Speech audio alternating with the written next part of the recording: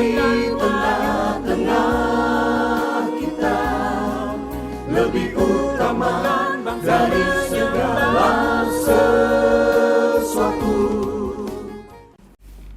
Puasa dan kuasa. Pergilah, kumpulkanlah semua orang Yahudi yang terdapat di Susan, dan berpuasalah untuk aku. Janganlah makan dan janganlah minum 3 hari lamanya, baik waktu malam, baik waktu siang. Aku serta dayang-dayangku pun akan berpuasa demikian. Dan kemudian aku akan masuk menghadap raja. Sungguh pun berlawanan dengan undang-undang. Kalau terpaksa aku mati, biarlah aku mati. Ester 4 ayat 16. Sahabat Iktus yang dikasihi Tuhan, ketika kita berada dalam suatu ruangan yang gelap pekat, munculnya seberkas cahaya menjadi begitu berarti bagi kita. Atau pernahkah kita berada dalam suatu situasi di mana semua harapan dan angan-angan kita hancur berkeping-keping, sehingga masa depan kita terlihat begitu suram dan gelap? Adakah secercah pengharapan dan keyakinan yang memampukan kita melewati awan yang gelap dan pekat? Dengan puasa, kita mengalami kuasa. Tema besar kitab Ester adalah pemeliharaan Allah bagi umatnya.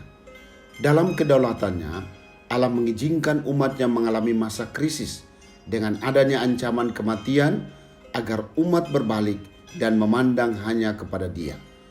Pada masa itu, Allah memakai Ester menjadi bagian dari solusi untuk menyatakan pemeliharaannya. Apa yang terjadi dengan umat Tuhan dan bagaimana Tuhan memakai Ester menjadi alatnya? 1. Umat Tuhan berada dalam ancaman kematian.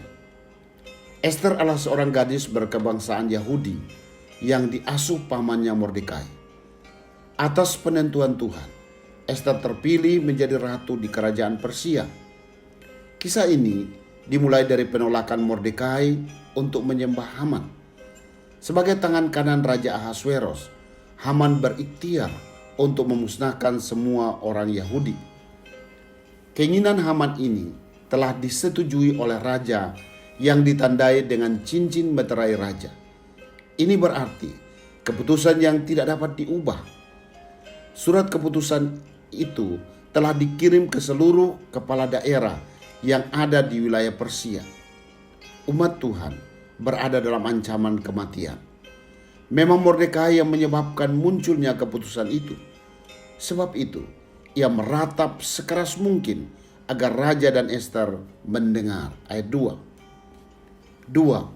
Umat Tuhan berpuasa menghadapi ancaman kematian. Di dalam suasana perkabungan besar, ayat 1, 3, dan 4. Mordekai masih memiliki keyakinan dan pengharapan akan pertolongan serta pemeliharaan Tuhan. Ayat 14. Karena keyakinan dan pengharapan ini, Mordekai berinisiatif membimbing Ester untuk memaksimalkan perannya. Ia memberikan penegasan tentang rencana Tuhan bagi posisi Ester, di samping penjelasannya tentang apa yang sedang terjadi. Memberikan teguran dan peringatan, di samping tantangan untuk beraksi.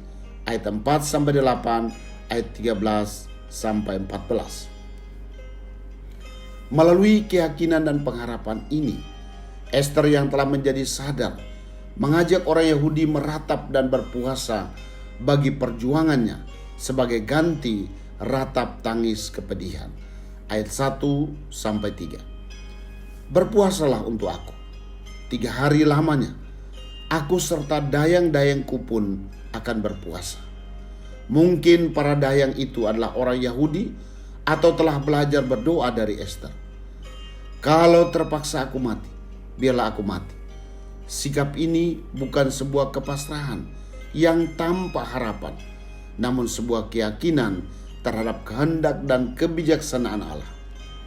3. Umat Tuhan mengalami kuasa Tuhan yang melepaskan dari ancaman kematian. Ester telah mempersiapkan suatu strategi yang cermat dan penuh risiko. Ia menggunakan dan memaksimalkan kesempatan sekecil apapun.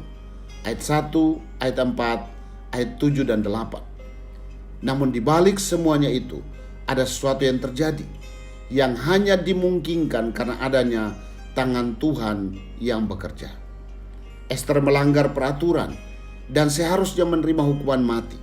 Namun sebaliknya, ia justru mendapat perkenanan raja. Pada hari itu juga, berkumpullah dalam satu pesta ketiga orang yang paling penting yang menentukan nasib banyak orang dalam kerajaan Persia: Ahasuerus, Ester, dan Haman. Haman dalam kesombongannya meninggikan dirinya sendiri, sementara ia tidak menyadari perubahan yang terjadi. Tuhan tidak tinggal diam. Ia mengatur perubahan. Ia raja di atas segala raja yang memberikan kasih karunia kepada Ester, umat kepunyaannya, dan jerat bagi Haman, musuhnya yang meninggikan diri. Sahabat Iktus, bila kita hidup mengikuti pimpinan Allah, maka apapun keberadaan kita dan dimanapun posisi kita, Allah menempatkan kita dengan suatu maksud tertentu.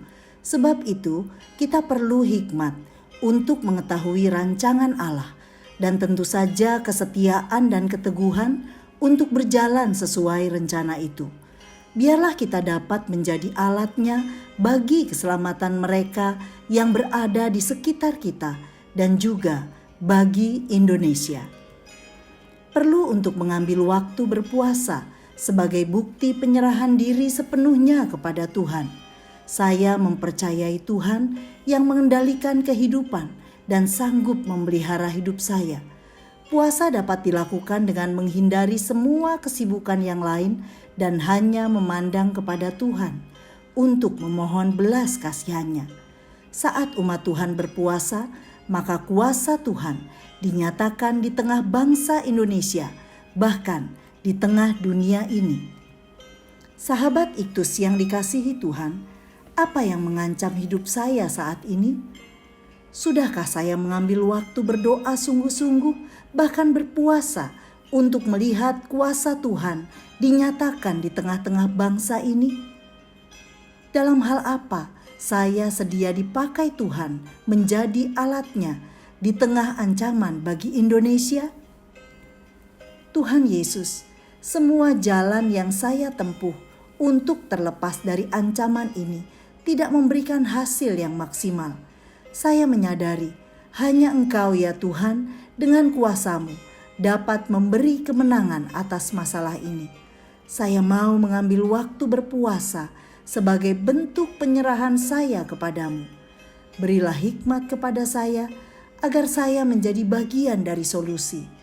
Pakailah saya menjadi alat-Mu di tengah-tengah bangsa ini. Amin. Datang pada Tuhan, berpuasalah, dan perubahan pasti terjadi. Kristus ada di tengah-tengah kita, lebih utama dari segala sesuatu.